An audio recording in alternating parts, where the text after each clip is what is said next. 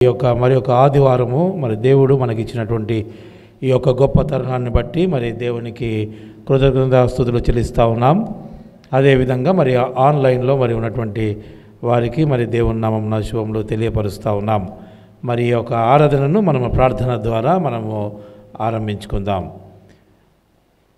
అత్యంత కృపాభరితమైనటువంటి పరలోకమైన మా తండ్రి, ప్రభువా, మరి గడిచినటువంటి కాలం అంతయు మీరు మమ్మల్ని కాచి కాపాడి తండ్రి, ఈ విధంగా తిరిగి మరి మీ యొక్క సన్నిధికి మమ్మల్ని చేర్చుకొని ప్రభువా, మిమ్మల్ని మహిమపరచడానికి మాకు ఇచ్చినటువంటి ఒక గొప్ప తరుణాన్ని బట్టి మీకు వందనములు చెల్లిస్తూ ఉన్నాం తండ్రి. అదేవిధంగా తండ్రి, మరి రానయ్యున్నటువంటి వారి ఎడల మీ కృప చూపించండి.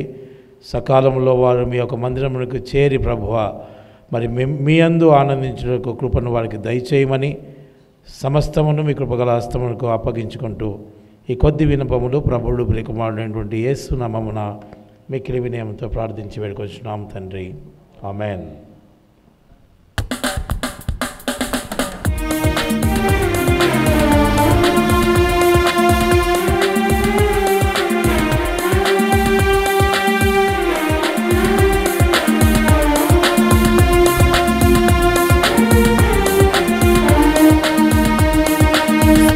ఘన మహిమంతయు యేసుకే చెల్లించేదము. స్తుతి ఘన మహిమంతయు మన యేసుకే చెల్లించేదము. దూతలారా స్తుతించుడి, దూత సైన్యమ స్తుతించుడి, దూతలారా స్తుతించుడి,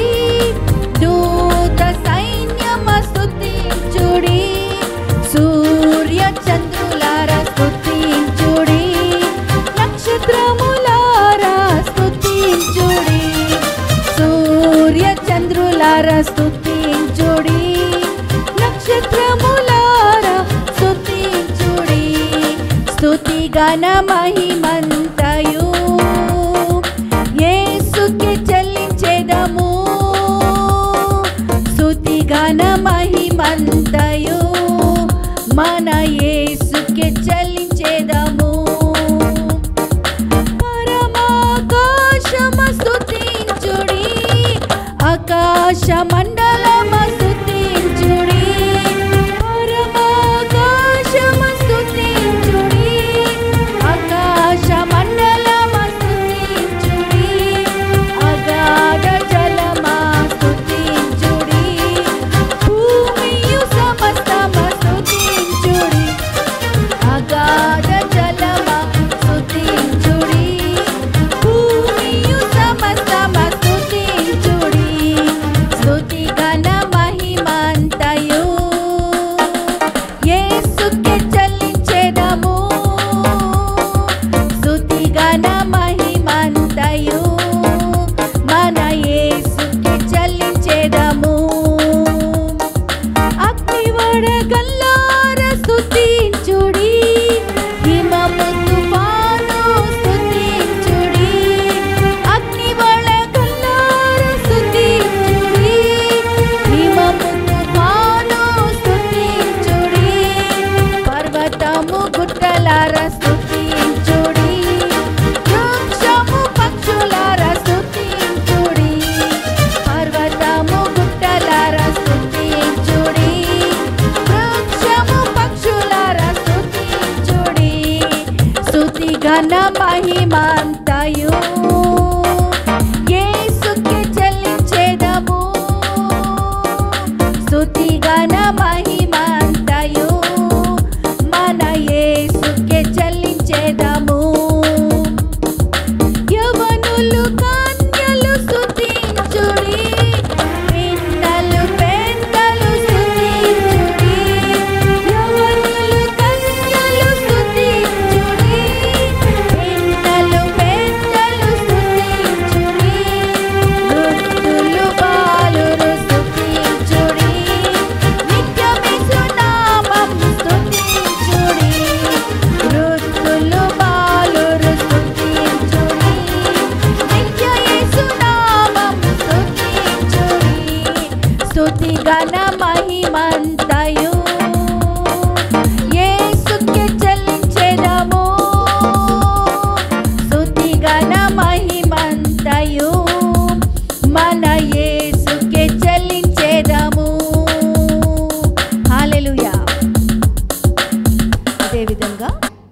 అందరికీ తెలిసిన పాట. ప్రియ యేసు రాజుని నీ చూచినా చాలు అనే పాట పాడుకుందాం అందరం కలిసి.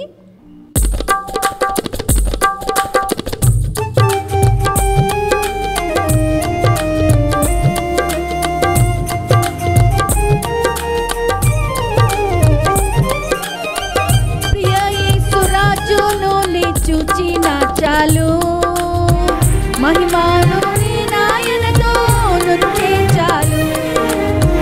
ప్రియ యేసు రాజును నీ చూచినా చాలు,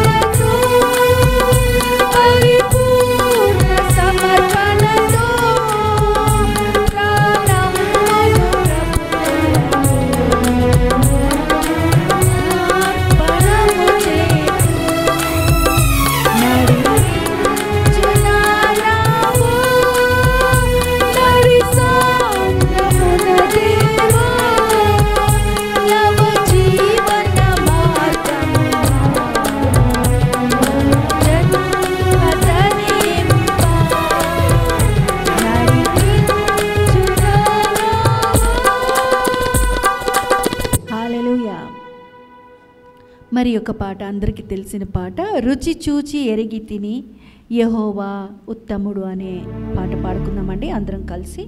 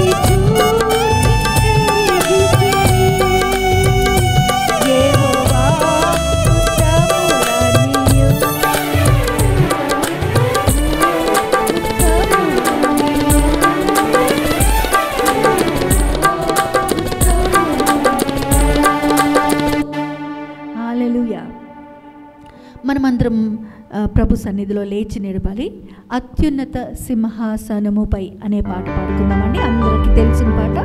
అందరం కలిసి ధ్యానపూర్వకంగా పాడదాం.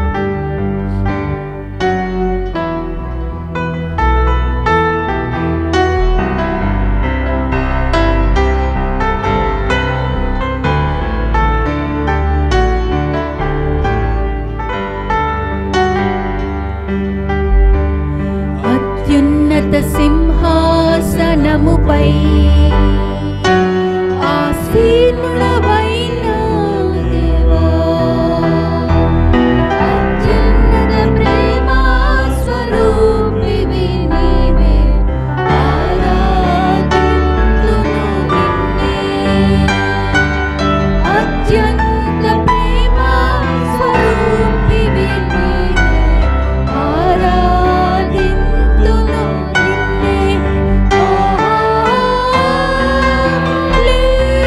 హల్లెలూయా,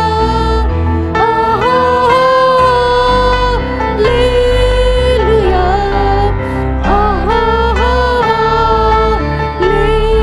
హల్లెలూయా, హల్లెలూయా,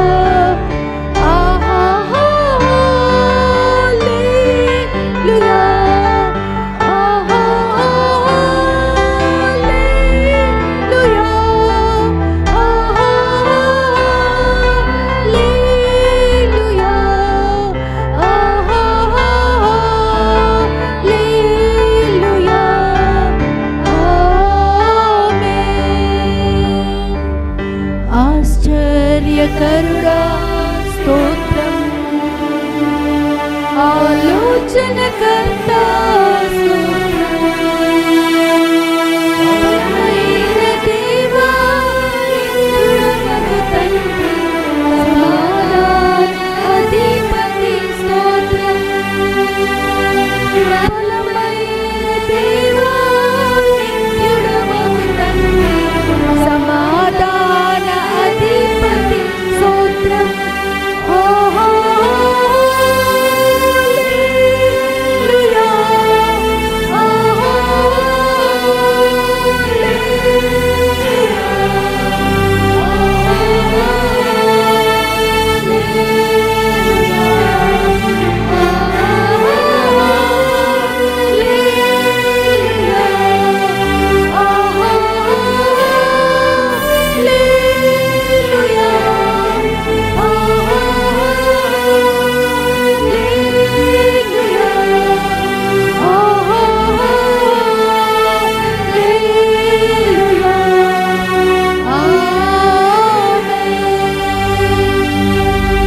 కృపా సత్య సంపూర్ణుడ స్తోత్రం, కృపతో రక్షించితివి స్తోత్రం. నీ రక్తమిచ్చి విమోచించినావు, నా రక్షణకర్త స్తోత్రం. నీ రక్తమిచ్చి విమోచించినావు, నా రక్షణకర్త స్తోత్రం.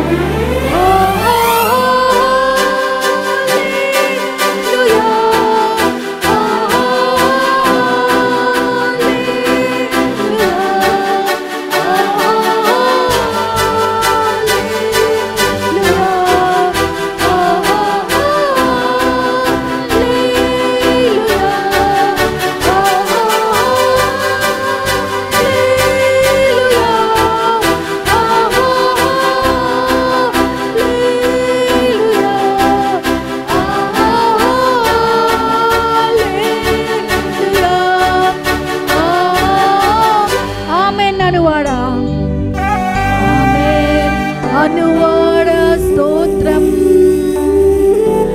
అల్పమేగా స్తోత్రం. అగ్ని జ్వాలల వంటి కన్నులు గలవాడా, అత్యున్నతుడా స్తోత్రం. అగ్ని జ్వాలల వంటి కన్నులు గలవాడా, అత్యున్నతుడా స్తోత్రం.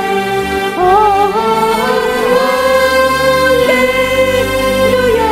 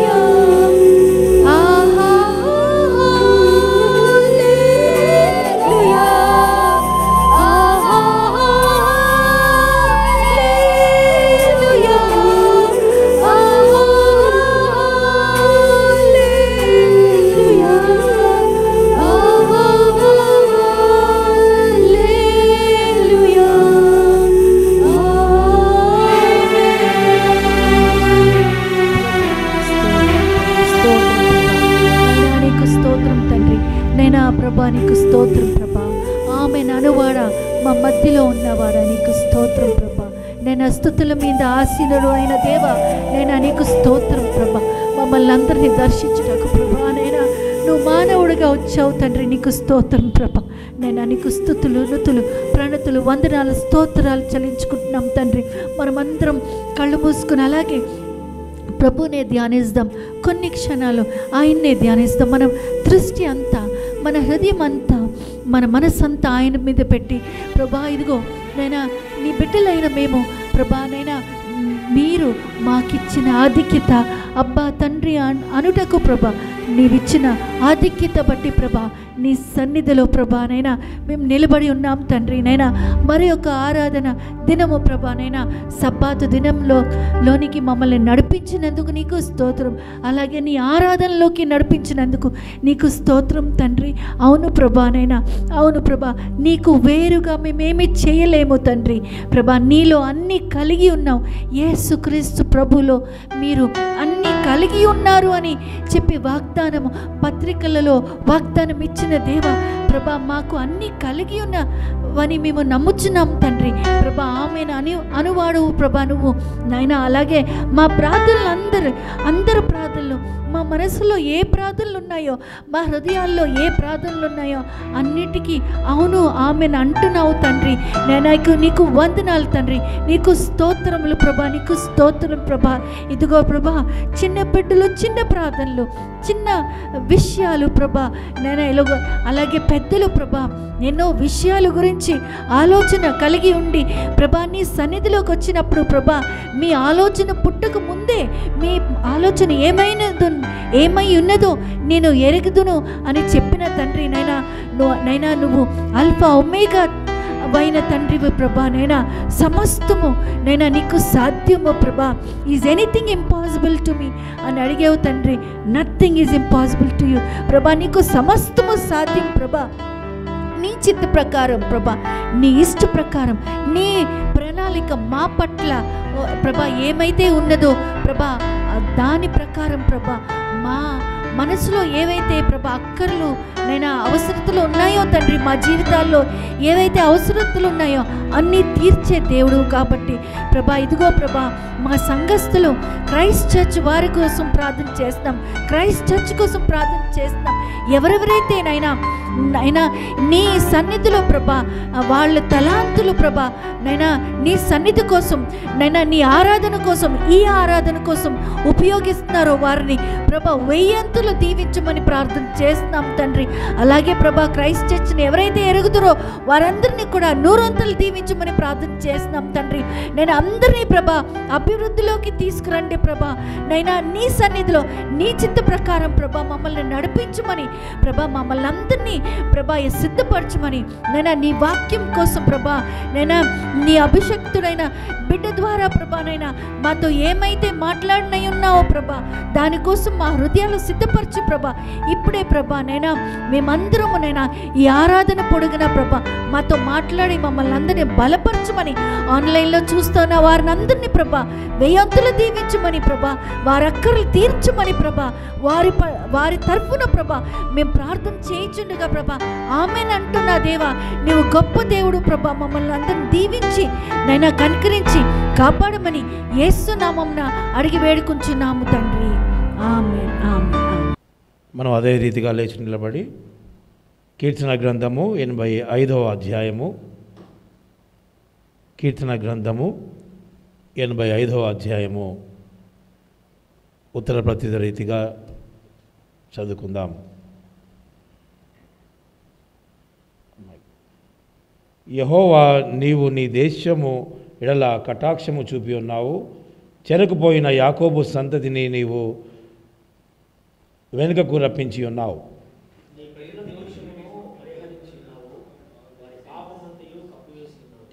నీ ఉగ్రత అంతయు మానివేసి ఉన్నావు, నీ కోపాగ్నిని చల్లార్చుకుని ఉన్నావు.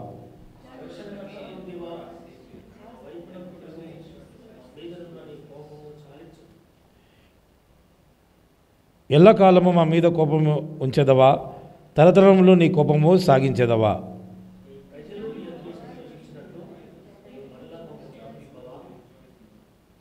యెహోవా నీ కృప మాకు కనుపరచుము, నీ రక్షణ మాకు దయచేయము.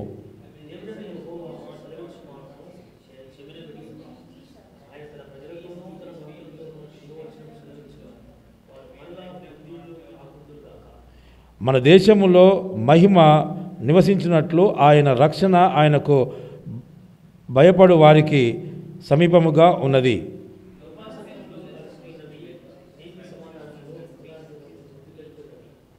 భూమిలో నుండి సత్యము మొలుచును, ఆకాశములో నుండి నీతి పారజూచును. చివరి వాక్యము అందరం కలిసి చదువుకుందాం. యెహోవా ఉత్తమమైన దాన్ని అనుగ్రహించును, మన భూమి దాని ఫలము ఇచ్చును. దేవుడి కొద్ది వాక్యమును దీవించును గాక. ఈ కీర్తన గ్రంథాన్ని మనము ఒక 2 minutes మనం ధ్యానిద్దాం. ప్రధాన గాయకుని కోరాహు కుమారుని కీర్తన, మొదటి వచనము. యెహోవా నీవు నీ దేశము ఎడల కటాక్షము చూపి ఉన్నావు, చెరకుపోయిన యాకోబు సంతతిని నువ్వు వెనుకకు రప్పించి ఉన్నావు. నీ ప్రజల దోషములను పరిహరించి ఉన్నావు, వారి పాపమంతియు కప్పివేసి ఉన్నావు. ఈ వాక్య ఉద్దేశం ఏంటంటే, నీవు నీ దేశము, దేశం అంటే మా ప్రజలు అని అర్థం. ప్రజల ఆ దేవుడు చూపించినటువంటి కటాక్షము, చెరకుపోయిన యాకోబు సంతతిని నువ్వు వెనుకకు రప్పించి ఉన్నావు, నీ ప్రజల దోషములను పరిహరించి ఉన్నావు, వారి పాపమంతయు కప్పివేసి ఉన్నావు. ఎప్పుడైతే మన జీవితంలో మరి దేవుని వైపు మనము తిరుగుతామో, మరి దేవునికి అనుగుణంగా మనము మన యొక్క మనసులను మలచుకుంటామో, మరి అట్టి వారి ఎడల దేవుని యొక్క కటాక్షము ఉంటుంది. ఎందుకంటే దేవుడికి వ్యతిరేకమైనటువంటి క్రియలు చేయడం ద్వారా మరి దేవుని యొక్క కోపాన్ని మరి అలనాడు ప్రజలు చూసి ఉంటున్నారు. అదేవిధంగా మరి ఈ సమయంలో కూడా మనము దేవునికి వ్యతిరేకమైనటువంటి పనులను మనము చేస్తున్నప్పటికీ మరి దేవుని యొక్క మరి ఆయన యొక్క కృప మనకు మన యొక్క పాపముల పట్ల విస్తరింపబడుతూ ఉన్నది. కాబట్టి ఆయన ఏమంటున్నాడంటే, నీ ఉగ్రత అంతయు మానివేసి ఉన్నావు, నీ కోపాగ్నిని చెల్లార్చుకుని ఉన్నావు. మా రక్షణకర్తవగు దేవా, మా వైపునకు తిరుగుము, మా మీద ఉన్న నీ కోపము చాలించుము. ఎల్లకాలము మా మీద కోపగించెదవా, తరతరములో నీ కోపము సాగించెదవా. నీ ప్రజలు నీ యందు సంతోషించున్నట్లు నీవు మరలా మమ్మను బ్రతికింపవా. నీ ప్రజలు నీ యందు సంతోషించున్నట్లు నీవు మరలా మమ్మను బ్రతికింపవా. దేవునికి మరి ఆయన యొక్క ప్రజలు ఆయన వైపు తిరిగి ఆయన్ని స్తుతించడం అంటే దేవునికి చాలా ఇష్టం, ఆయనకు చాలా సంతోషం. అతి సంతోషం కొరకై దేవుడు కనిపెట్టుకొని ఉంటాడు. కానీ ఈ లోక జీవితంలో మరి ఇప్పుడు ఏమైపోతుందంటే, కొంతకాలము దేవునితో ఉంటున్నారు, కొంతకాలము దేవుణ్ణి విడిచిపెట్టి లోకరీతి సంతోషాన్ని ఎక్కువగా అనుభవిస్తున్నటువంటి పరిస్థితి. ఎప్పుడైతే మనకు మళ్ళీ ఇబ్బందులు ఇరుకట్లు వస్తాయో తిరిగి మరి దేవుని యొక్క సన్నిధికి రావడం అన్నది జరుగుతూ ఉంది. మరి ఈ విధంగా చేసేటువంటి ప్రక్రియలో మరి దేవునికి కోపం రాదా? కాబట్టి దేవుడు ఇచ్చేటువంటి మాట సెలవు ఏంటంటే, ఆయనకు కృప మన పట్ల మరి ఎంతగానో ఉన్నది. ఆయన వైపు తిరగడం వల్ల ఆయన సంతోషిస్తానని చెప్తా ఉన్నాడు. కాబట్టి మనము మరి కేవలము మరి ఈ లోక సంబంధమైనటువంటి సంతోషానికి మరి మనము ఎక్కువ టైంని వెచ్చిస్తూ ఉన్నాం. మనము అసలు ఈ వాక్యంలో సెలవిస్తున్నటువంటిది ఏంటంటే, మరి జీవితంలో అత్యున్నతమైనటువంటి సంతోషం ఎక్కడ ఉన్నది అని అంటే అది కేవలము దేవుని యొక్క సన్నిధిలో మాత్రమే. అది చాలామంది చాలా లైట్గా తీసుకుంటారు. దేవుని యొక్క సన్నిధిలో మనకి ఏం సంతోషం ఉంటుంది, ఆడికి పోతే మనకి ఏం సంతోషం వస్తుంది అని ఈ లోకపరమైనటువంటి సంతోషానికి ఎక్కువగా మనుషులు మరి మనం చూస్తూ ఉంటాం. రెగ్యులర్ పీరియడ్లో సన్నిధికి రావడము అన్నటువంటిది ఇర్రెగ్యులారిటీ ఎక్కువ ఉంటుంది. ఇహలోకపరమైనటువంటి మరి ఎటువంటి వాటికైనా కూడా వాటికి ఎక్కువ ప్రయారిటైజ్ చేసుకొని అట్టి వాటిలో సంతోషము ఉందని జనాలు పరిగెత్తుతూ ఉంటారు. కానీ వాక్యం సెలవిస్తున్నటువంటిది ఏంటంటే ఆయన యొక్క సన్నిధి ఎక్కువ సంతోషాన్ని మనకు కలుగజేస్తుంది. అది మనం అలవాటు చేసుకోనటువంటి వారుగా ఉన్నాం. దేవుడైన యెహోవా సెలవిచ్చిన మాట నేను చెవిన బెట్టదను, ఆయన తన ప్రజలతోనూ తన భక్తులతోనూ శుభవచనము సెలవిచ్చును, వారు మరలా బుద్ధిహీనులు కాకుందురుగాక.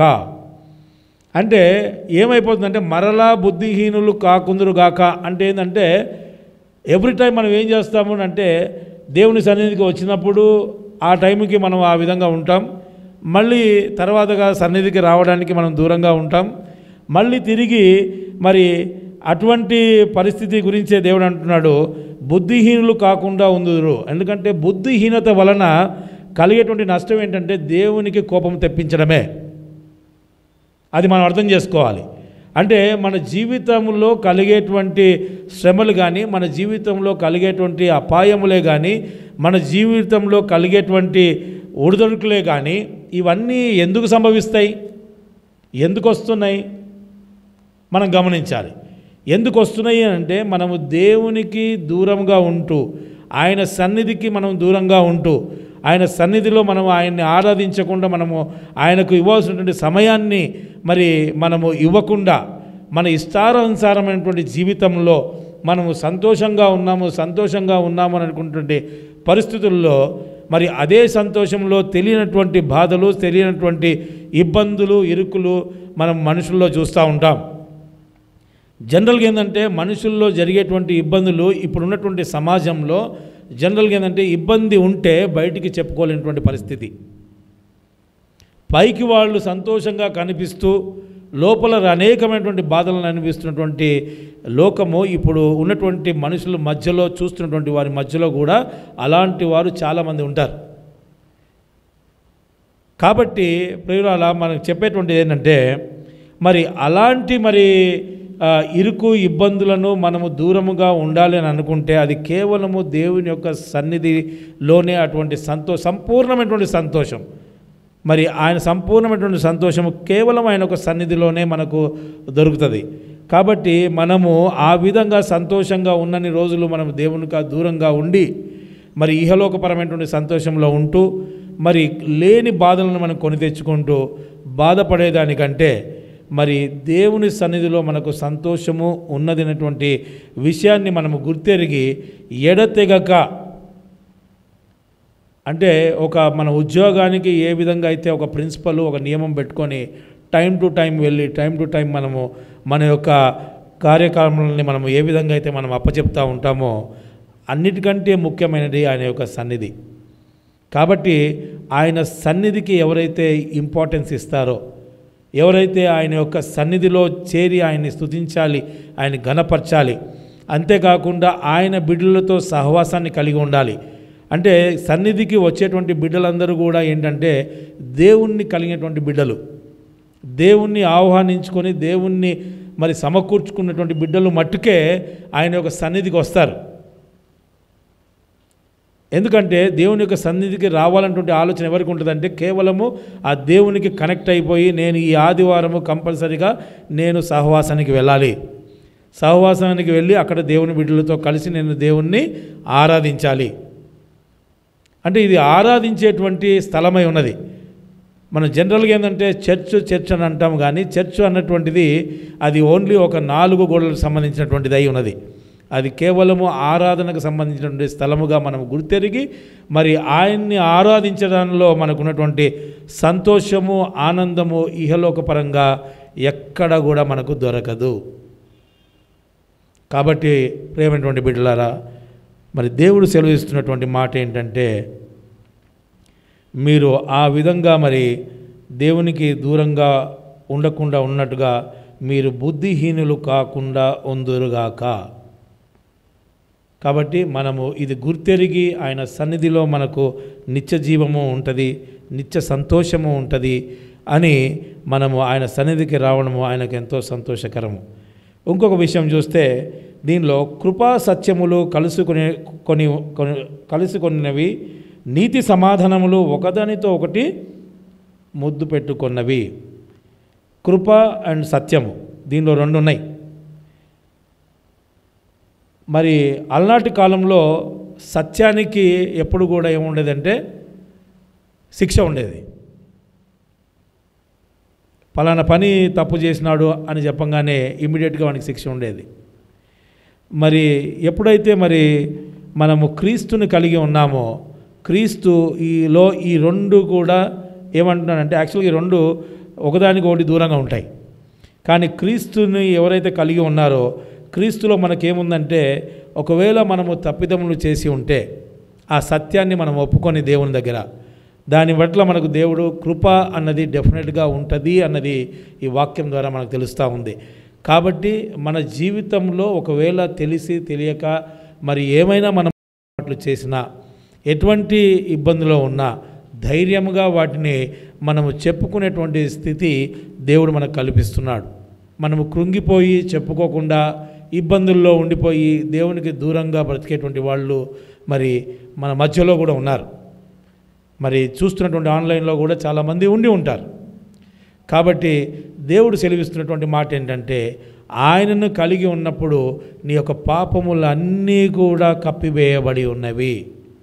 కాబట్టి మనము ధైర్యముగా ఆయన సన్నిధికి వచ్చి ఆయనలో మనము ఆనందించే వారిగా ఉండాలన్నదే దేవుని యొక్క కోరిక. ఆయన అందును బట్టి నేను సంతోషిస్తున్నానని ఈ వాక్యం ద్వారా మనతో మాట్లాడుతూ ఉన్నాడు. దేవుడు ఈ కొద్ది వాక్యమును దీవించునుగాక. ఆమేన్. మరి ఈ సమయంలో మరి స్పెషల్ సాంగ్ సమీక్ష వచ్చి పాడుతుంది. అందరికీ ప్రైజ్ ది లార్డ్. మరి ఈరోజు నీ పిలుపు వలన నేను నశించిపోలేదు అనే పాట పాడుకుంటూ దేవుని స్తుతిద్దాం.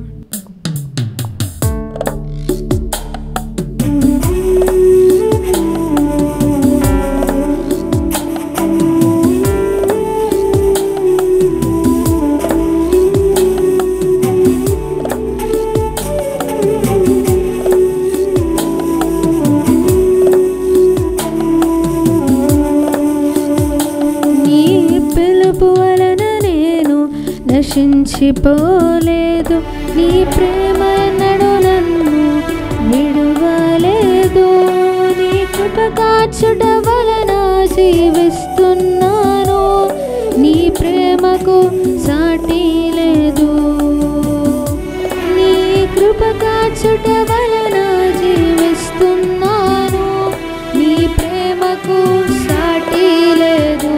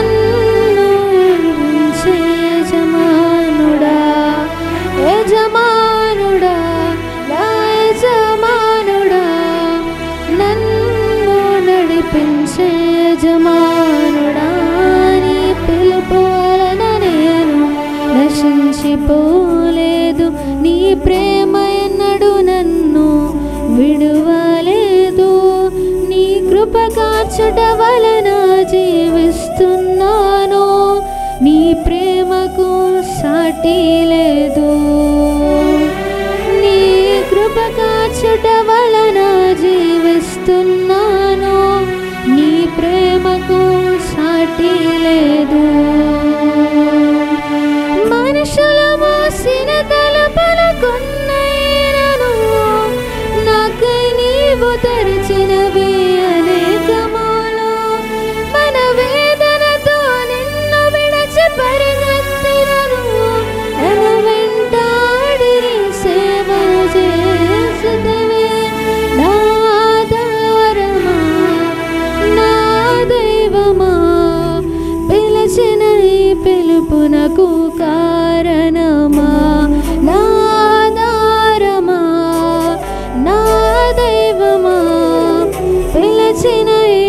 పిలుపునకు కారణమా, నీ పిలుపు వలన నేను నశించిపోలేదు, నీ ప్రేమ ఎన్నడూ నన్ను విడువలేదు, నీ కృప కాచుట వలన జీవిస్తున్నాను, నీ ప్రేమకు సాటి లేదు, నీ కృప కాచుట వలన జీవిస్తున్నాను, నీ ప్రేమకు సాటి లేదు.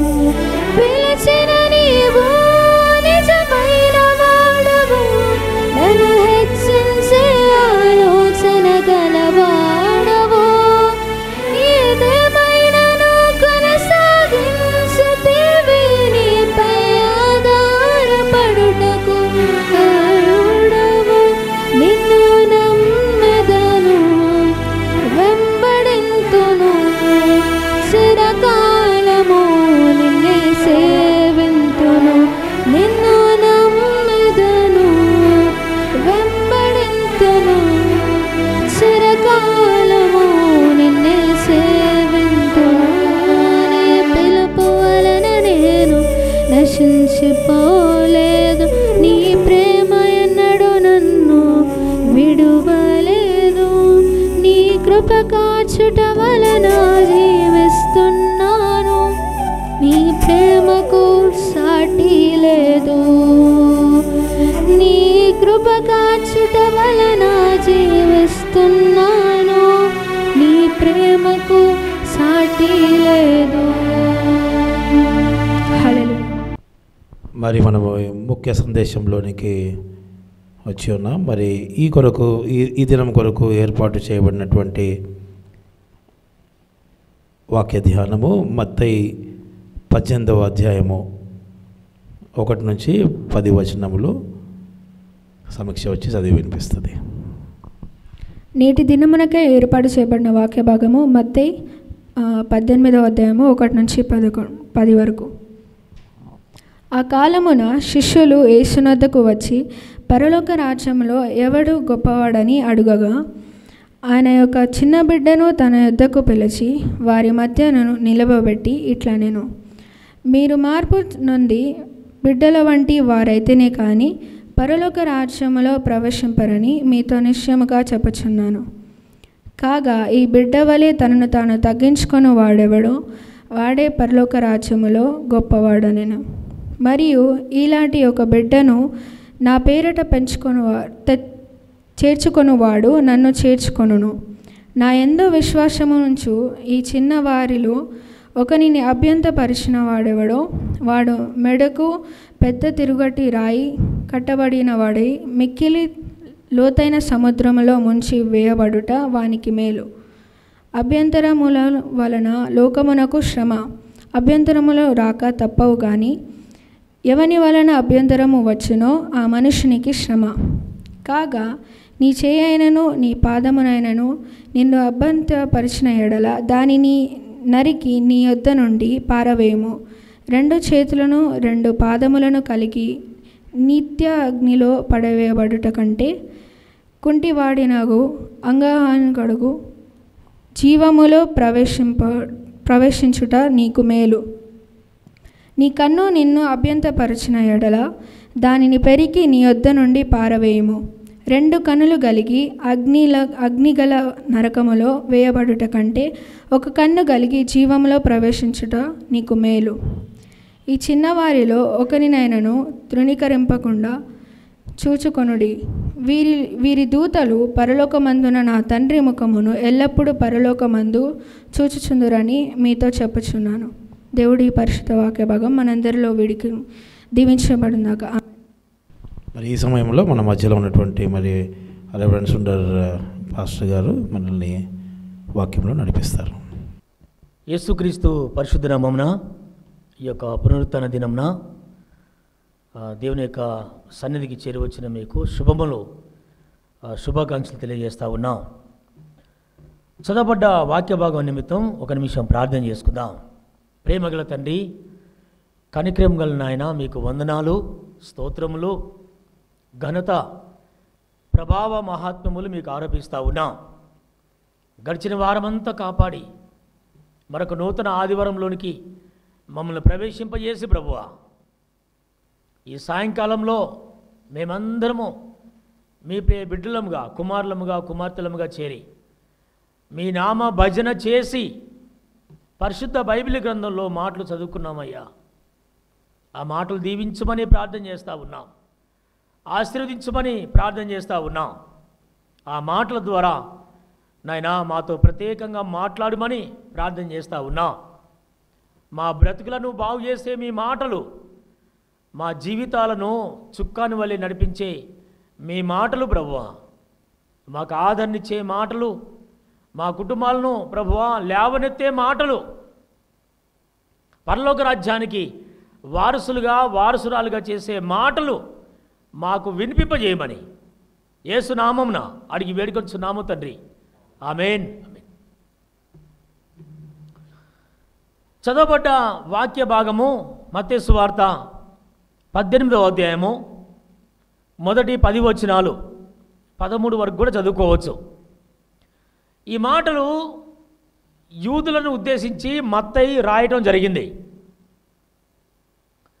యూదులకున్న నమ్మకం ఏంటంటే ఎప్పటి నుంచో అణిచివేయబడుతూ లేకపోతే తృణీకరించబడుతూ కొన్ని వందల సంవత్సరాలుగా పీతరుల కాలంలో నుండి స్వేచ్ఛ స్వాతంత్రం లేకుండా జీవించిన ఈ బ్రతుకులలో ఒక రాజుగారు వచ్చి రాజ్య పాలన చేసి, ఈ రాజ్య పాలనలో ఆయన రాజుగా ఉంటూ మమ్మలను మంత్రులుగా చేస్తాడో ఆయన క్రింద ఉంచుకుంటాడో తెలియదు, కానీ ఒక రాజు అధికారాన్ని స్థాపించి రాజ్యాన్ని ఏర్పాటు చేసి ఆ రాజ్యంలో మమ్మల్ని జ్ఞాపకం చేసుకుంటాడు అనే ఉద్దేశం కలిగి ఎప్పటి నుండో యూదులు తహతహలాడుతున్నారు, ఆలోచిస్తూ ఉన్నారు, ప్రయాసపడుతున్నారు, ప్రణాళికలు వేసుకుంటూ ఉన్నారు, తలస్తూ ఉన్నారు.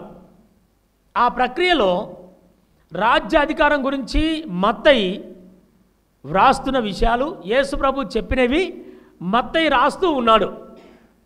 ఈ వాస్తవానికి రాజ్య అధికారము లేదా ఒకవేళ దేవుడు రాజ్యాధికారం చేస్తే మాకు స్థానం ఇవ్వకపోతాడా? ఎవరు గొప్పగా ఉంటారు లేకపోతే ఎవరు తక్కువగా ఉంటారు అని శిష్యులలో వాగ్వివాదం జరుగుతుందంట. ఈ మొదటి 2-3 వచనాలు చదవడానికి ముందు మార్కు సువార్త 9వ అధ్యాయము 33 నుండి 35 వరకు మనం చూస్తే, మార్కు సువార్త 9వ అధ్యాయము 33 నుండి 35 వరకు నేను చదువుతున్నాను, వినండి. రాజ్యాధికారము లేదా గొప్ప స్థానము, మధ్యస్థ స్థానము, క్రింది స్థానము, ఈ స్థానము కొరకైన ఆరాటము, పోరాటము. మార్కు సువార్త 9వ అధ్యాయము 33 నుంచి 35 వరకు ఉన్న మాటలు నేను మీ చదివి జ్ఞాపకం చేస్తాను. అంతటా వారు కపెర్నహూమునకు వచ్చిరి. వారు ఎవడు గొప్పవాడని మార్గమున ఒకరితో ఒకడు వాదించిరి గనుక ఆయన ఇంట ఉన్నప్పుడు మార్గమున మీరు ఒకరితో ఒకరు దేనిని గూర్చి వాదించుచుంటిరని వారిని అడగగా, శిష్యులు ఎప్పుడు యేసుప్రభు వెంబడే ఉంటున్నారు. ఆయన పగలంతా సువార్త ప్రకటన, రాత్రంతా ప్రార్థన జీవితము, బాగా అలసి సొలసిపోయినా కూడా యేసుప్రభు మనసేంటో వీళ్ళ మనసు యేసుప్రభుకి ఏంటో తెలవని రోజులు కావు, తెలవని గడియలు కావు, తెలియని క్షణములు కావు.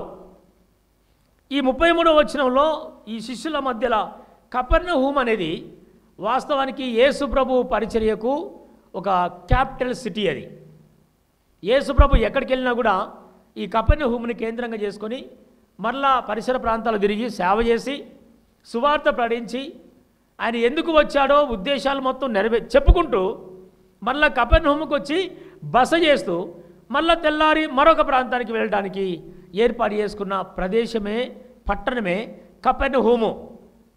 ఇక్కడ శిష్యులు వాళ్ళ మనసులో ఎవడు గొప్పవాడని మార్గమున ఒకరితో ఒకడు వాదించిరి. ఎందుకు ఈ బుద్ధులు వీళ్ళకి వచ్చినాయంటే ఈ శిష్యులు కూడా యూదా వంశం నుండి వచ్చిన వారే, యూదుల్లో నుంచి వచ్చిన నేపథ్యమే వీళ్ళది. దేవుని కాడికి వచ్చారు, లేకపోతే ఏకదేవత ఆరాధన గురించిన ప్రస్థానం ఉంది, నమ్ముకున్నారు, వ్యాపారం విడిచిపెట్టారు, ఉద్యోగం విడిచిపెట్టారు, మొత్తానికైతే దేవుణ్ణి అనుసరిస్తూ ఉన్నారు. కానీ చిన్నప్పటి నుంచి వచ్చిన ఆ లక్షణాలు లేకపోతే ఆలోచనలు కొన్ని అలాగే ఉండిపోయాయి. గొప్పవాడిగా ఉండాలని ఆశపడతా ఉన్నారు. యూదులో ఆ యూద వంశంలో బహుగా వ్యాపారంలో వృద్ధి కలిగిన వారు యూదులండి. యూదా వంశము పేదరికం కలిగిన వంశము కాదు. యూదా గోత్రము చిన్న గోత్రం కాదు. యూదా గోత్రము అణిచివేయబడ్డ గోత్రం కాదు. యూదులు బహుజ్ఞానవంతులండి, బహు సంపన్నకారులు, బహు మాటకారులు, నాయకత్వంలో ఆరితేరిన వారు యూదులు. ఇంకొక మాట చెప్పాలంటే ఈ పేట్రియార్కల్ సొసైటీలో యూదులే ముందస్తు. అక్కడి నుంచే మన భారతీయులకు కూడా వచ్చిందన్న రచయితలు చెప్తూ ఉంటారు, పండితులు చెప్తూ ఉంటారు. యూదుల నుంచి ఇజ్రాయెల్ దేశం నుంచే ఈ మేట్రియార్కల్ సొసైటీ, పేట్రియార్కల్ సొసైటీ, ఈ ఆలోచనలు భారతీయ పురుషులకు కూడా వచ్చాయి అని బైబిల్ పండితుల ఆలోచన. ఎంతవరకు వాస్తవం మనకేం తెలియదు, కానీ వారి పుస్తకంలో రాసిన విషయాలు. అంటే నేనే నా మాటే వినాలి, నేను గొప్పగా ఉండాలి, నేను నాయకునిగా ఉండాలి. యూదులు గొప్పవారు కాబట్టి, మేధావులు కాబట్టి, ధనవంతుల వంశం కాబట్టి, అగ్రశ్రేణికి చెందిన వంశం యూదా వంశం కాబట్టి యేసుప్రభుని నమ్మి అనుసరిస్తూ ఉన్నారు.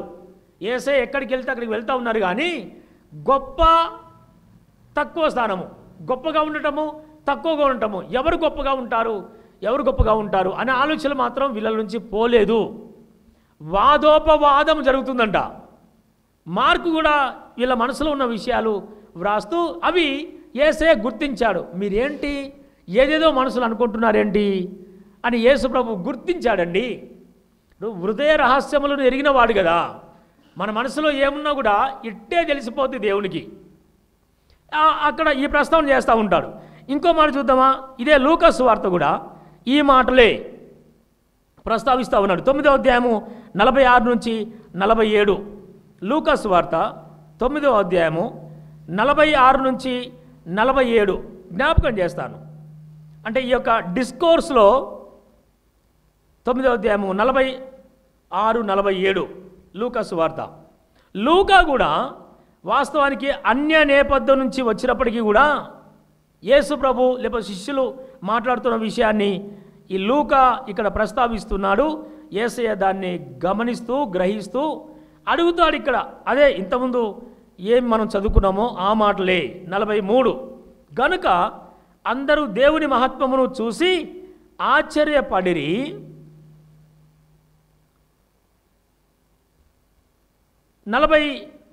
45 అయితే వారు ఆ మాట గ్రహింపకుండానట్లు అది వారికి మరుగు చేయబడిన కనుక వారు దాన్ని తెలుసుకొనలేదు. వారు ఆ మాటను గురించి వారు ఆయనను అడుగా వెరచిరి. 46 తమలో ఎవడు గొప్పవాడో అని వారిలో తర్కము పుట్టగా. ఎవరు గొప్పవారు, ఎవరు పేదవారు, ఎవరు తక్కువ స్థానంలో తర్కమే చేసుకుంటున్నారంట. అంటే మనసులో ఎంత బలంగా ఉందో. దేవుడు తన రాజ్యంతో వచ్చినప్పుడు, దేవుడు రాజుగా ఉన్నప్పుడు మరి మనం ఆయన అనుసరిస్తున్నాం కదా, ఆయన్ని వెంబడిస్తున్నాం కదా, మనకి అధికారం ఇవ్వడా, మనల్ని గొప్పగా ఉంచుతాడా అని అనుకుంటూ ఉన్న సందర్భము. వాస్తవానికి గలిలియాలో రూపాంతర కొండ మీద వాళ్ళు మాట్లాడుకున్న విషయాలు, మేడగది సహవాసంలో ఈ ముచ్చట్లు జరుగుతూ ఉన్నాయి. కొండ మీద రూపాంతరము చెందిన సందర్భంలో పేతురు, యోహాను, యాకోబు, ఈ పేతురు, యోహాను, యాకోబులలోనే పుడుతున్నటువంటి ఈ తర్కము, వాదము, ఎవరు గొప్పగా ఉంటారు. రాజ్యాధికారంతో యేసే వచ్చినప్పుడు నాకు స్థానం ఇస్తాడా, నీకు స్థానం ఇస్తాడా, నువ్వు గొప్పగా ఉంటావా, నేను గొప్పగా ఉంటానా. సహజంగా యేసుప్రభుని అనుసరించే వీరిలో ఒక స్థానాన్ని కోరుకోవడం తప్పే ఉందండి. ఇప్పుడు ఎక్కడ తింటున్నారో ఏమో తెలియదు, చెప్తాడు కదా, నక్కలకు బొర్రెలు ఉన్నాయి, ఆకాశ పక్షులకు గూళ్ళు ఉన్నాయి, కానీ మనిషి కుమారుడు తలదాల్చుకుంటూ కూడా స్థలము లేదు. పడుకునే స్థలం ఎక్కడో తెలియదు, భోజనం ఎక్కడో తెలియదు, ఎక్కడ వడ్డిస్తారో తెలియదు, సిద్ధపాటు ఎక్కడో తెలియదు, ప్రిపరేషన్ ఎక్కడో తెలియదు. అనుసరిస్తూ ఉన్నారు. ఎక్కడికి వెళ్ళినా కూడా యేసయ్యతోటి సేవలో పాలు పంచుకుంటూ ఉన్నారు. అటువంటప్పుడు స్థానం గురించి ఆలోచించడంలో తప్పేం లేదు కదా. ఆయన రాజ్యంలో ఎవరికి స్థానం ఉంటుంది? పేతురు, యోహాను, యాకోబు. ఈ మాటలు మెల్లమెల్లగా వాళ్ళ తల్లి చెవిలో పడ్డాయి. వాళ్ళ తండ్రి పేరు జెబెదయి. వాళ్ళ తల్లి చెవిలో పడగానే వాళ్ళ తల్లి కూడా ప్రత్యేకంగా యేసు గారికి వచ్చేసి రికమెండ్ చేస్తూ ఉంటుంది. యేసయ్య, మేము ఎప్పటి నుంచో ఒక రాజు కోసం ఎదురు చూస్తూ ఉన్నాము. ఆ రాజు అధికారం చేస్తారని మాకు తెలుసు.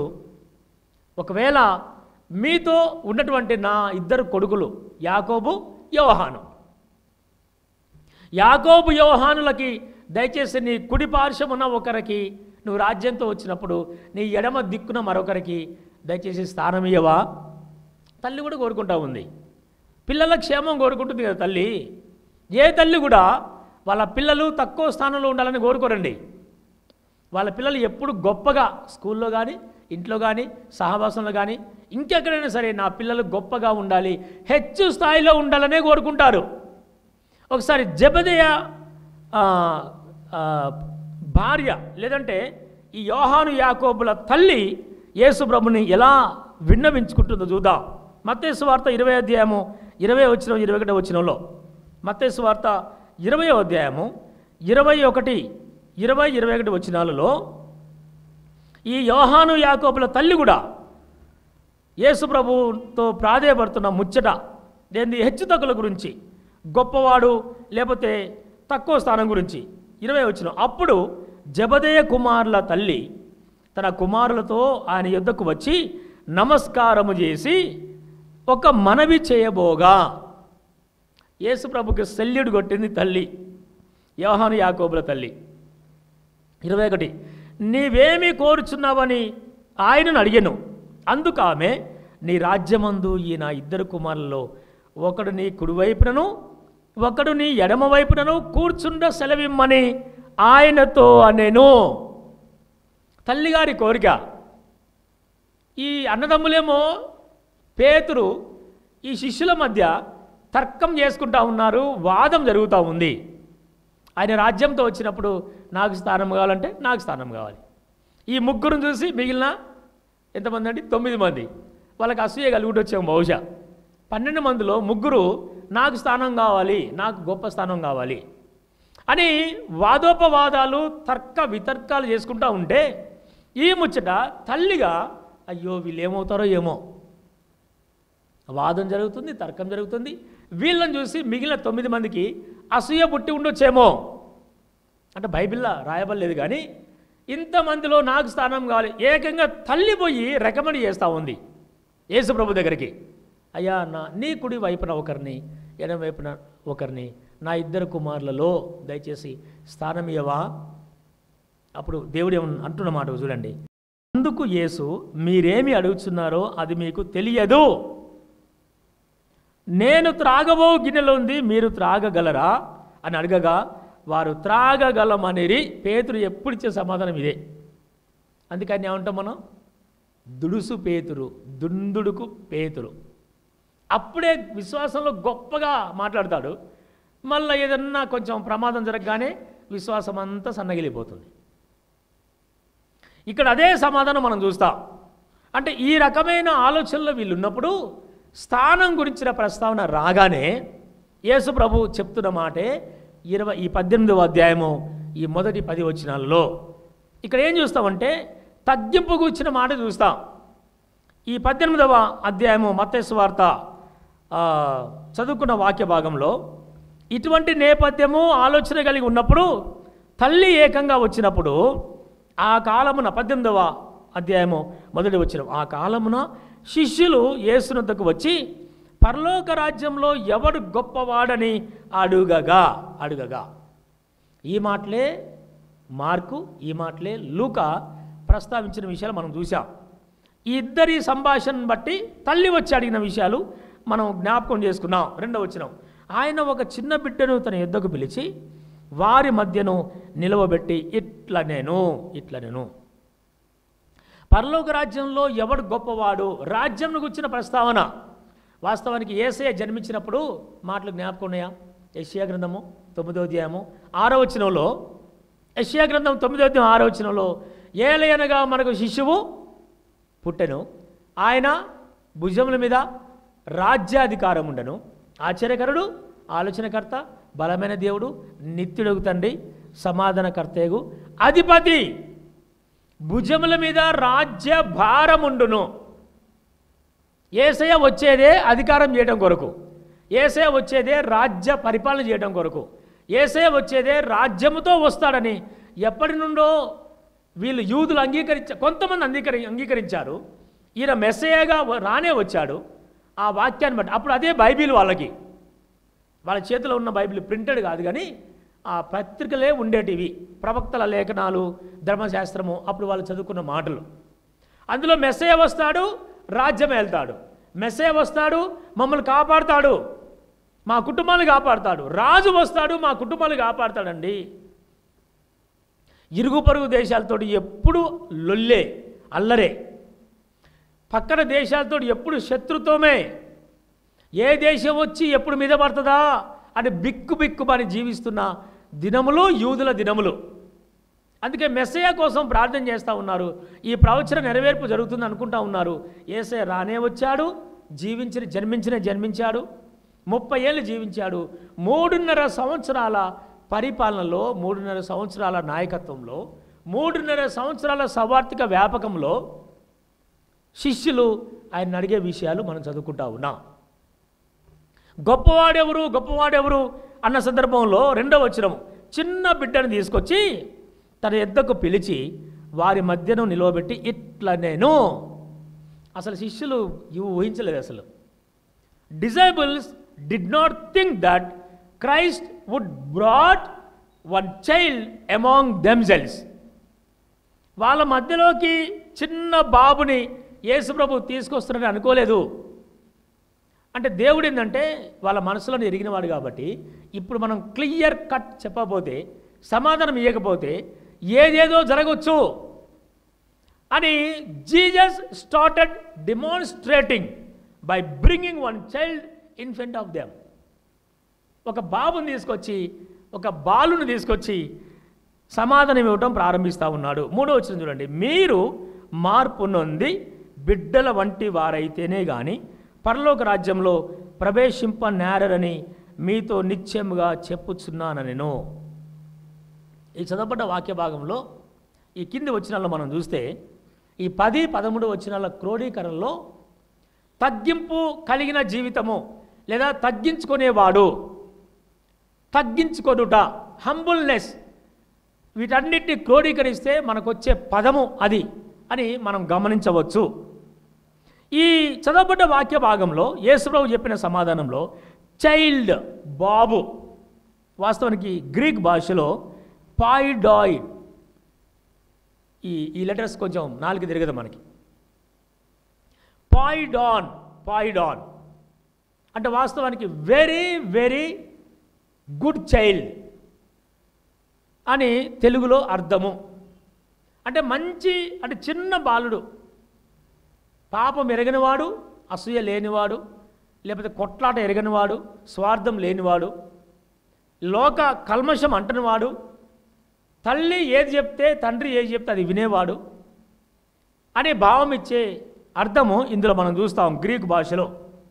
వాస్తవానికి పిల్లలు ఎందుకు పిల్లల్ని బాబుని తీసుకొచ్చి ఇలా మీరు మార్పు చెందితేనే కానీ రాజ్యానికి మీరు వారసులు గారు. If you want to enter into kingdom of heaven, you need to convert the child likeness. పిల్లగానిలాగా మాత్రం కాదు కానీ, పెద్ద శరీరము చిన్న శరీరంగా మార్చబడటం కాదు కానీ, అలవాటు, ఆలోచన విధానము పిల్లల్లాగా కావాలి. ఇలా అయితేనే మీరు పరలోక రాజ్యం వెళ్తారు. పిల్లల గురించి మనం చాలా విషయాలు తెలుసుకొని ఉంటాం, పిల్లల గురించి చదివి ఉంటాం, కళ్ళారా చూసి ఉంటాం, కన్నవారము కదా. పిల్లలు చాలా సామాన్యులండి. They are very simple. Children are very sensitive.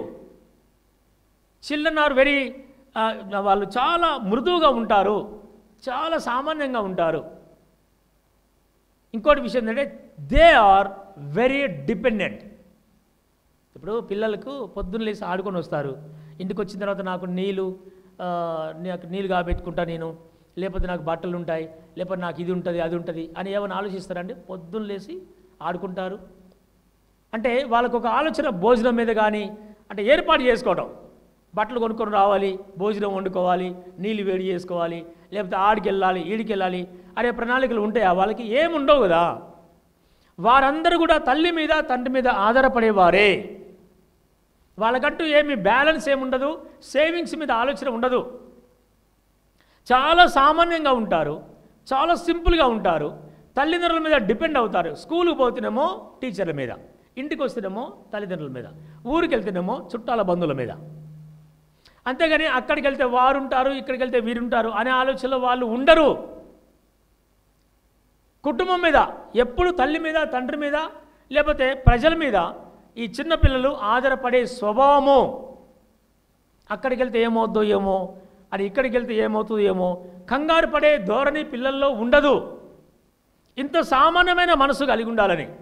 వాస్తవానికి గ్రీకు భాషలో ఏముందంటే లైవ్లీ లేకపోతే లో మైండ్లో మనసులో ఒంటరిగా ఉన్నవారు, లేకపోతే అంటే మనసుకు సంబంధించినటువంటి తగ్గింపు అనే విషయాన్ని దేవుడు జ్ఞాపకం చేస్తూ ఉన్నాడు. మార్పు, రూపాంతరము, కన్వర్షన్.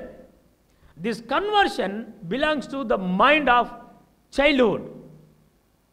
బాలుల యొక్క చిన్నపిల్లల మార్పుకు లోనైన మనసును మీరు కలిగి ఉంటేనే తప్ప మీరు పరలోక రాజ్యం పోలేరు. పిల్లల విషయంలో దేవుడు చాలా శ్రద్ధ కలిగి ఉన్నాడండి.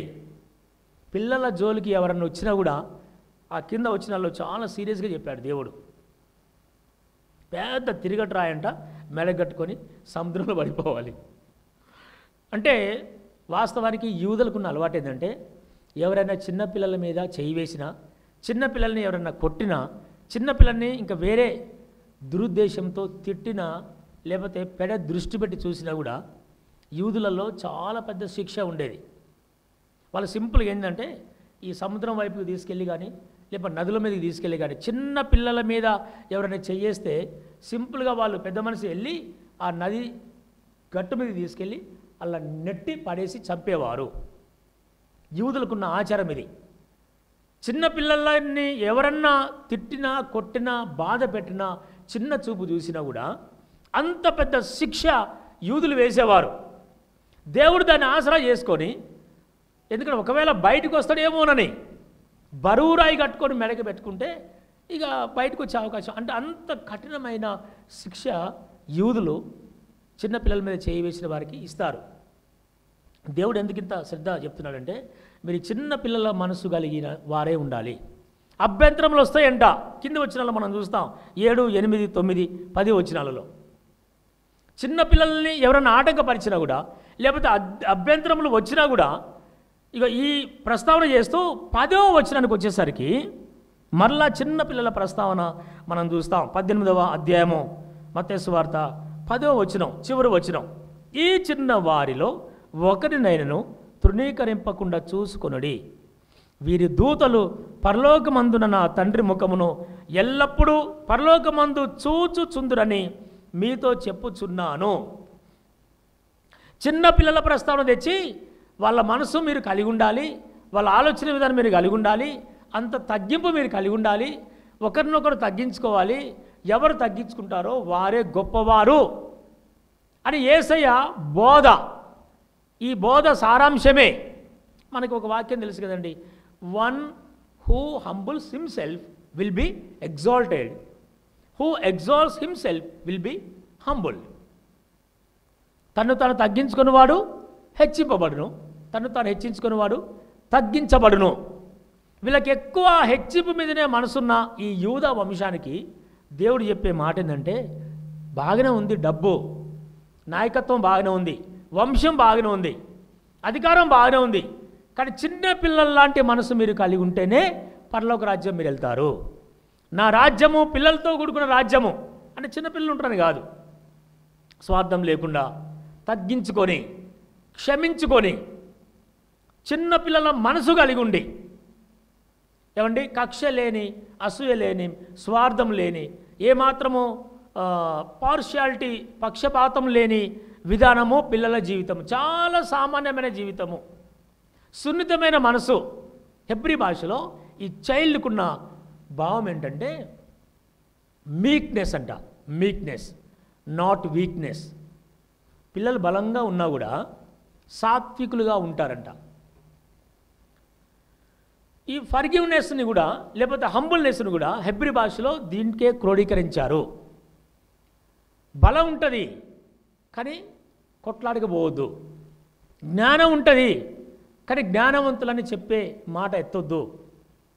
ఐశ్వర్యం ఉంటుంది లేకపోతే నేను ఉందని అంటే మీక్నెస్ అంటే అది మీక్నెస్ అంటే. మహాత్మా గాంధీ గారు క్రైస్తవుల జోలికి వెళ్ళకండయ్యా, ఆయన నాయకత్వంలో ఉన్నప్పుడు, స్వాతంత్ర సమరయోధులో ఆ ఫీల్డ్లో ఉన్నప్పుడు, స్వాతంత్రం వచ్చిన తర్వాత కూడా అప్పటి నుంచి ఇప్పటి వరకు క్రైస్తవుల మీద దాడులు జరుగుతూనే ఉన్నాయి. ఆయన ఒక మంచి మాట చెప్పాడు. ఆయన క్రైస్తవులు మీరు చూడటానికి అట్లున్నారేమో కానీ వాళ్ళు బలహీనులు కాదండి, వాళ్ళు సాత్వికులు. Christians are not weak but they are meek. They are meek. సాత్వికులు బలం ఉంటుంది కానీ ప్రదర్శించరు, కోపం ఉంటుంది కానీ పాపం చేయరు, ఎవరి జోలికి పోరు, సమస్తం వాళ్ళకు ఉంటుంది కానీ చెప్పుకోరు. కాబట్టి వాళ్ళ బలహీనలని మీరు ఎంచకండి. చిన్నపిల్లల మనసు కూడా ఈ తగ్గింపు ధనంలో, తగ్గింపు కలిగి జీవించే జీవితంలో మీక్నెస్ అనే అర్థమిచ్చే పదాన్ని డిక్షనరీలో చేర్చారు. అంటే ఉంటుంది బలము కానీ కొట్లాడికి పోరు. బలం ఉంటుంది, చాలా బలవంతులు క్రైస్తవులు, ఏం చేసినా కూడా ఓర్చుకొని ముందుకెళ్తారు. కాబట్టి చిన్నపిల్లని ఉద్దేశించి పిల్లల్ని చూపెట్టి ఇగో ఈలాగు మీరు మార్పు చెందాలి అని చెప్పడంలో ఉద్దేశం ఏంటంటే పిల్లల్లాగా మనం తగ్గించుకోవాలి, సామాన్యమైన జీవితం కలిగి ఉండాలి. పరలోక రాజ్యమే సామాన్యులు ప్రవేశించే రాజ్యము, పరలోక రాజ్యమే సాత్వికులు ప్రవేశించే రాజ్యము, పరలోక రాజ్యమే పరిశుద్ధులు ప్రవేశించే రాజ్యము, పరలోక రాజ్యమే తగ్గించుకున్న వారు ప్రవేశించే రాజ్యము. కాబట్టి మీలో పరలోక రాజ్యం పోవాలంటే, నా రాజ్యమును మీరు చూడాలని ఆశపడితే, నేను నా రాజ్యంతో వచ్చినప్పుడు నాతో కూడా మీరు ప్రవేశించాలంటే మిమ్మల్ని మీరు చిన్నపిల్లల లాంటి స్వభావాన్ని కలిగి ఉండాలి. ఈ మాటలు చెప్తూ యూదులకి ఎన్నో గొప్ప సత్యాలు ఆయన ఉపమానాలు చెప్తా ఉన్నాడు. పరలోక రాజ్యం గురించి చాలా చెప్పాడు. ఇందులో ఆయన చెప్పిన మాటే ఇదొకటి అన్నమాట. దీన్ని ఉద్దేశించి తగ్గించుకున్న జీవితం మనం చూస్తాం. శిష్యులలో, పేతురులో చూస్తాము. మేడగది సహవాసంలో గొప్ప ఆత్మను పొందుకొని తగ్గింపు కలిగి ఆత్మచేత నింపబడి గొప్ప సేవ చేసినటువంటి పేతురు మనం చూస్తాం. యాకోబు పత్రిక రాశాడు, యోహాను పత్రికలు రాశాడు. తగ్గించుకున్నారు, రాజ్యంలో ప్రవేశించడానికి అర్హత పొందుకున్నారు, దేవుని మాట విన్నారు, రాజ్యాన్ని సంపాదించుకునే ప్రక్రియలో ముందరుసలో ఉన్నారు ఈ శిష్యులు. కళ్ళు వంచుకుందాం, కళ్ళు మూసుకుందాం, చిన్న మాట ప్రార్థన చేసుకుందాం. దేవుని రాజ్యానికి వారసులు కావడానికి చిన్న మాట ప్రార్థన చేసుకుందాం. కళ్ళు వంచుకుందాం, కళ్ళు మూసుకుందాం, చిన్న మాట ప్రార్థన చేసుకుందాం. దేవుని రాజ్యానికి వారసులు కావడానికి తగ్గింపు జీవితము నీకు నాకు ఉన్నదా?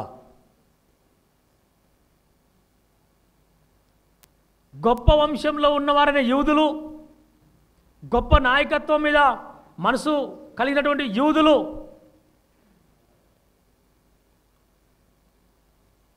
అధికారాన్ని కోరుకునే యూదులు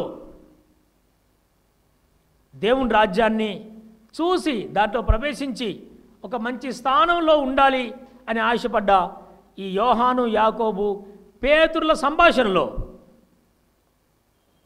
యేసు ప్రభు ఇచ్చిన సమాధానము చిన్న బిడ్డల్లాగా మార్పు చెందాలంట. ఉన్నదా మనలో ఇటువంటి ఆలోచన విధానము? చాలా సామాన్యమైన జీవితము చిన్నపిల్లలది. ప్రతిదానికి తల్లిదండ్రుల మీద ఆధారపడే జీవితము చిన్నపిల్లలది. చిన్నపిల్లలు తల్లిదండ్రుల మీద ఎలా ఆధారపడతారో, ప్రతి చిన్నదానికి పెద్దదానికి దేవుని మీద, మన పరలోకమందున్న తండ్రి అయిన మన దేవుని మీద ఆధారపడే ఆలోచన నీలో నాలో ఉందా? చాలా సున్నితమైన మనసు పిల్లలదండి, చాలా సున్నితమైన మనసు,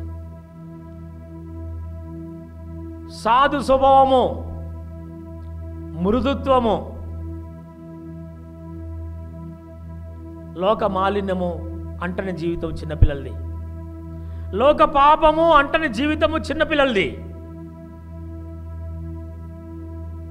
If you want to enter into the kingdom of heaven, you need to be converted like child, like child's likeness. పిల్లల లాగా, పిల్లల ఆలోచన లాగా, పిల్లల ప్రవర్తన లాగా, పిల్లల విధానంలో నీవు మార్పు చెందితే నువ్వు పరలోక రాజ్యానికి వారసుడు అవుతావు. లేదంటే అగ్నిగుండానికి వెళతావు. పరలోక రాజ్యంలో స్థానం ఉండదు, దేవుని రాజ్యంలో స్థానం ఉండదు. మార్పు లేని జీవితం జీవిస్తే. దేవుడు చెప్పే ఈ మాటల ద్వారా ఆఫ్లైన్లో ఆన్లైన్లో దేవుని మాటలు వింటున్న నీవు నేను ఒకసారి మన యొక్క ఆత్మ జీవితాన్ని పరిశీలించుకుందామా? ఉండొచ్చేమో ఇటువంటి పోరాటం, గొప్పవాడిగా ఉన్నతమైన వాడిగా ఉండాలని, ఉన్నతమైన స్థానంలో ఉండాలని, కుటుంబంలో, ఉద్యోగంలో, లేకపోతే సహవాసంలో, మనం పని చేసే దగ్గర నేను గొప్పవాడిగా ఉండాలి, ఉన్నతంగా ఉండాలి, అందరూ జేజేలు పలకాలి అనే ఆలోచన రావటము చెడ్డదేం కాదు, తప్పేం కాదు. అలాగూ జేజేలు పలకాలంటే, నువ్వు గొప్పవాడిగా ఉండాలంటే చిన్న పిల్లల లాంటి హృదయము, ఆలోచన విధానము, మార్పు, నిస్వార్థము, నిష్కల్మషమైన మనసు, దేవుని మీద ఆధారపడే ఆలోచన విధానము నీలో ఉండాలి. Then only you will get the chance to enter into his kingdom, God's kingdom. ఆయన రాజ్యంలో స్వార్థం ఉండదు, ఆయన రాజ్యంలో అల్లరి ఉండదు, ఆయన రాజ్యంలో పాపం ఉండదు, ఆయన రాజ్యములో లోపభూయిష్టమైంది కాదు.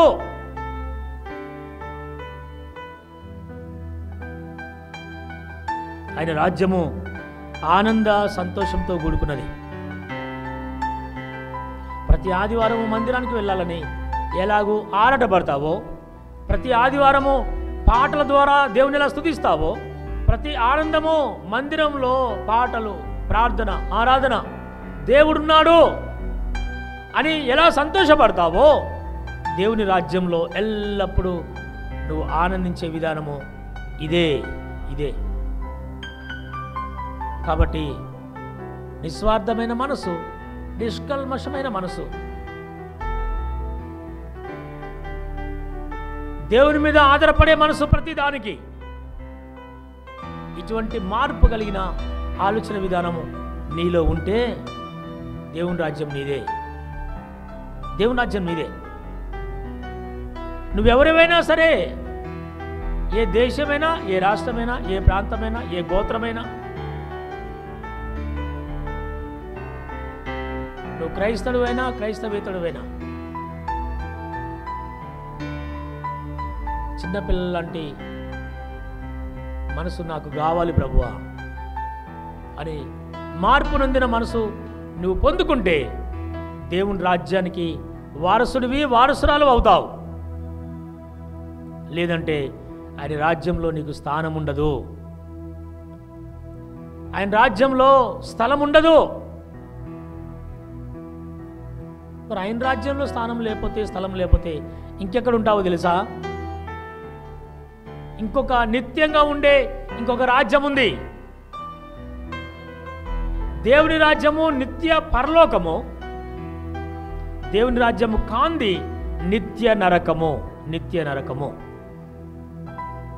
దేవుని రాజ్యంలో ఆనందం ఉంటుంది, సంతోషం ఉంటుంది, దేవుని రాజ్యంలో ఆరోగ్యం ఉంటుంది, ఉల్లాసం ఉంటుంది, ఉత్సాహం ఉంటుంది. నిత్య నరకంలో అగ్ని ఆరదు, పురుగు చావదు. ఎన్ని సంవత్సరాలైనా 30 ఏళ్ళు, 40 ఏళ్ళు, 50 ఏళ్ళు, 60 ఏళ్ళు, 70 ఏళ్ళు, 80 ఏళ్ళు, 100 ఏళ్ళు జీవితం జీవిస్తున్నా కూడా చిన్న పిల్లల లాంటి స్వభావము నీవు ధరించుకోకపోతే, చిన్న పిల్లల్లాగా నీవు మార్పు చెందకపోతే, మనసులో, హృదయంలో, తలంపులలో, దేవుని రాజ్యంలో నీకు స్థానము లేదు. దేవుని రాజ్యంలో స్థానం లేకపోతే అధోగతి, దుఃఖము, నరకము, అగ్నిలో కాలటము, అది దేవునికి ఇష్టం లేదండి. అది దేవునికి ఇష్టం లేదు. నువ్వు పరలోక రాజ్యం వెళ్ళటమే దేవుని యొక్క చిత్తము. కాబట్టి తగ్గింపు కలిగిన జీవితాన్ని అలవాటు చేసుకుందామా? బలం ఉండొచ్చు, అయినా సాత్వికులముగా జ్ఞాపకం చేసుకుందామా? జ్ఞానం ఉండొచ్చు, నాకు ఏమీ తెలియదయ్యా అని తండ్రి మీద ఆధారపడే ఆలోచన కలిగి ఉందామా? సమస్తము ఉండి కూడా ఏమీ లేవు ప్రభువా అన్న ఆలోచనే చిన్నపిల్లల ఆలోచన, చిన్నపిల్లల తత్వము. కాబట్టి తండ్రి మీద ఎలాగో ఆధారపడతారో మన పరలోకమందున తండ్రి మీద నీవు ఆధారపడటమే దేవుని రాజ్యము చేజిక్కించుకునే విషయము. తలలో ఉంచుకుందాం, కళ్ళు మూసుకుందాం, దేవునితో ఒక నిమిషం మాట్లాడదాం. దేవా, ఎన్నో మాసం నుంచి మందిరానికి వస్తూ ఉన్నాను, ఎన్నో సంవత్సరాల నుంచి ప్రార్థనలు చేస్తూ ఉన్నాను. ఒకవేళ కల్మషమైన జీవితము, స్వార్థమైన జీవితము, తగ్గింపు లేని జీవితము, ఎప్పుడు నేర్చుకోవడమే, కుటుంబంలో, సంఘంలో, సమాజంలో, ఉద్యోగంలో ఎక్కడ గొప్ప చేసుకోవడమే ప్రభువా. ఎక్కడ కూడా నన్ను నేను తగ్గించుకునే దాఖలాలు లేని విధంగా జీవిస్తూ ఉన్నాను. నన్ను క్షమించు. చిన్నపిల్లల లాంటి మనసు పొందుకోవడానికి నన్ను మార్చు ప్రభువా అని దేవుని అడుగుదాము. తగ్గింపు లేని జీవితం ఉంటే, సాత్వికత్వము లేని జీవితం మనలో ఉంటే, కల్మషమైన జీవితం మనలో ఉంటే, స్వార్థపరమైన జీవితం ఆలోచన మనలో ఉంటే నిత్య నరకమే, నిత్య నరకమే. అది దేవుని చిత్తం కాదు, అది దేవునికి అసలే ఇష్టం ఉండదు. కాబట్టి తగ్గించుకుందాము. కుటుంబంలో చిన్నపిల్లల్లాగా సాత్వికలముగా జీవిద్దాము. సంఘంలో, ఉద్యోగం చేసే దగ్గర పరలోక రాజ్యాన్ని మనం సొంతం చేసుకుందాం. ప్రేమగల తండ్రి, గొప్ప దేవుడా, మీకు వందనాలు. యూదుల ఆలోచన విధానం ప్రకారము వాళ్ళను వాళ్ళు హెచ్చించుకునే స్థితిలో నాయకత్వం కొరకు తర్కంలాడుతూ, వాదములాడుతూ, నాయనా గొప్ప స్థానము ఏదో, గొప్పవాడు ఎవరో అని తెలుసుకోవాలన్న మాటలకు నీవిచ్చిన సమాధానం మేము విన్నామయ్యా. మాలో కూడా ఉండొచ్చు అటువంటి ఆలోచనలు ప్రభువా. ఒకవేళ అటువంటి ఆలోచనలు ఉంటే చిన్నపిల్లల లాంటి స్వభావం ధరించుకొని మార్పు నొంది నాయనా, మాటలు కాదు కానీ చాతలలో, ప్రవర్తనలో, చూపులో, ఆత్మీయ జీవితంలో, మనసులో మమ్మల్ని మేము తగ్గించుకొని నీ రాజ్యానికి మేము వారసులం కావడానికి సహాయం చేయమని ప్రార్థన చేస్తూ ఉన్నాం. ఈ మాటలు విన్న ప్రతి ఒక్కరు ప్రభువా నాయనా, ఆన్లైన్లో ఉన్నా, ఆఫ్లైన్లో ఉన్నా, ఎక్కడ ఉన్నా కూడా ప్రభువా తగ్గింపు కలిగిన జీవితం జీవించి చిన్నపిల్లల లాంటి స్వభావాన్ని ధరించుకొని లోక కల్మషం అంటకుండా, పాపం అంటకుండా, స్వార్థం లేని జీవితం జీవిస్తూ సాత్వికులముగా ఉంటూ మార్పు నొందిన వారమై నాయనా, మాటల్లో కాదు కానీ క్రియలలో మా మార్పును చూపెట్టుకొని పరలోక రాజ్యాన్ని సొంతం చేసేవారుగా మమ్మల్ని అందరినీ సిద్ధపరిచి ఆయత్తపరచమని యేసునామమున అడిగి వేడుకొంచున్నాము తండ్రి, ఆమేన్. చివరి ప్రార్థన, ప్రభువు నేర్పిన ప్రార్థన, ఆశీర్వాద గీతంతో మనం ఈ యొక్క ప్రార్థనను ముగించుకుందాం. అత్యంత కృపాభరితుడా, సర్వాధికారి, సర్వశక్తిమంతుడా, మీకు వందనాలు. ఇప్పటివరకు జీవించిన మా యొక్క ఆత్మీయ జీవితంలో ఏమైనా లోటుపాట్లు ఉంటే ప్రభువా, వాటిని సరి చేసుకొని చిన్న పిల్లల వంటి స్వభావమును మేము ధరించుకొని మార్పు నొంది మీ రాజ్యాన్ని చేజిక్కించుకోవాలని మాకు నేర్పించిన పాఠం బట్టి మీకు స్తోత్రం చెల్లిస్తా ఉన్నా. ఎత్తపడ్డ కానుకలు దీవించి ఆశీర్వదించండి. గుప్పులు విప్పిన ప్రతి హస్తాన్ని మీరు వర్ధిల్ల చేయండి. వారి ఉద్యోగాలు, వారి వ్యాపారాలు, ఆత్మీయ జీవితము, చదువులు నాయనా ప్రత్యేకంగా మీరు ఎత్తి పట్టుకోమని ప్రార్థన చేస్తూ ఉన్నా. ఈ వారమంతా ప్రభువా మీ రెక్కల క్రింద భద్రపరచండి. ఆన్లైన్లో మీ వాక్యం విన్నవారు, ఆరాధనలో పాల్గొన్నవారు, కుటుంబాలు, పిల్లలు, పెద్దలు, వారందరినీ నాయన చేతులెత్తి పేరు పేరు వరుసన దీవించి ఆశీర్వదించమని ప్రార్థన చేస్తూ ఉన్నా. ఈ వారమంతా ప్రభువా లోకం మీద, పాపం మీద మాకు జయం అనుగ్రహించండి. మా చదువులలో, ప్రయాణాలలో, ఈ వేసవి సెలవు దినములలో ప్రభువా ప్రత్యేకంగా కుటుంబాలను, పిల్లలను మీరు జ్ఞాపకం చేసుకోమని ప్రార్థన చేస్తూ ఉన్నాం. నైనా ఈ వారమంతా మమ్మల్ని భద్రపరిచి వచ్చే వారం ప్రభువా ఆరోగ్యముగా, ఆనందంగా, సంతోషంగా మీ ఆరాధనలో పాల్గొనే భాగ్యం తెచ్చమని ప్రార్థన చేస్తూ ఉన్నాం. అయా ప్రారంభంలో మమ్మల్ని అందరినీ క్షేమంగా తీసుకొచ్చావు కదా, మరలా సురక్షితంగా మా ఇళ్లకు మీరు నడిపించండి.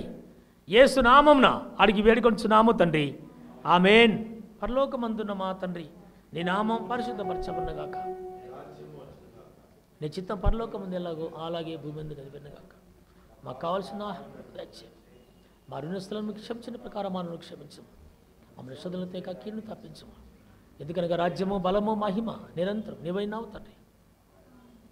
మన తండ్రి అయిన దేవుని ప్రేమ, కుమారుడైన యేసు క్రీస్తు కృప, పరిశుద్ధాత్మ దేవుని దివ్య మనోర సావాసము కూడిన మనకందరికీ, లోకంలోని సకల భక్త కోటికి, ఆన్లైన్లో ఆరాధనలో ఏకీభించిన ప్రతి ఒక్కరికి తోడుగా ఉండి నడిపించునుగాక. ఆమేన్.